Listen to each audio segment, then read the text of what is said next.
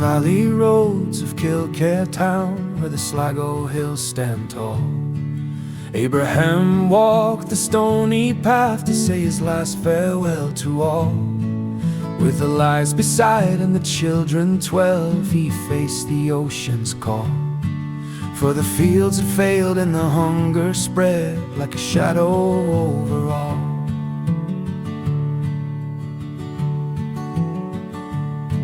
He turned once more to the cottage door where the peat smoke used to rise, and he held that sight in his breaking heart as the tears stung in his eyes. For the land had fed his father's bones and the church bells marked his days. But the famine winds blew cold and sharp, driving hope to other ways.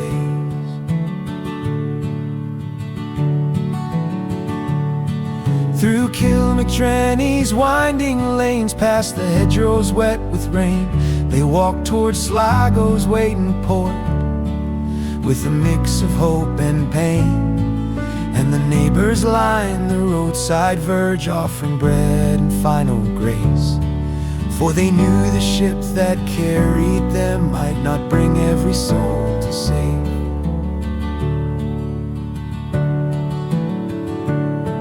The harbor groaned with crowded decks, with the cries of those who fled, and the captain called for boarding fast as the tide pulled cold and red. Abraham lifted each child aboard with a strength born out of fear. For the sea ahead was a gamble cast, but the future felt more near.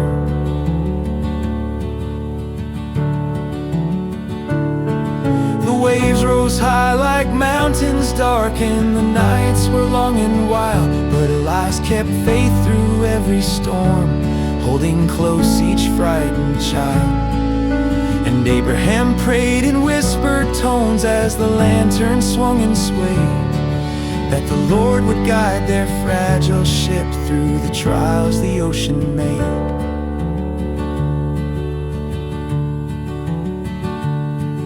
At last they sighted a distant shore where the forest touched the sky, and the sailors cheered for the end of fear as the gulls began to cry. For Canada stood with open arms in the year of 46, and McMaster stepped on solid ground with their fate in God's own mix. They traveled west to a patch of land near Bothwell's quiet streams, where the soil was rich and the nights were still, and they built their hopeful dreams. A cabin rose from timbered hands, and the children learned the land. For the famine's grief had turned to life in a place both wide and grand.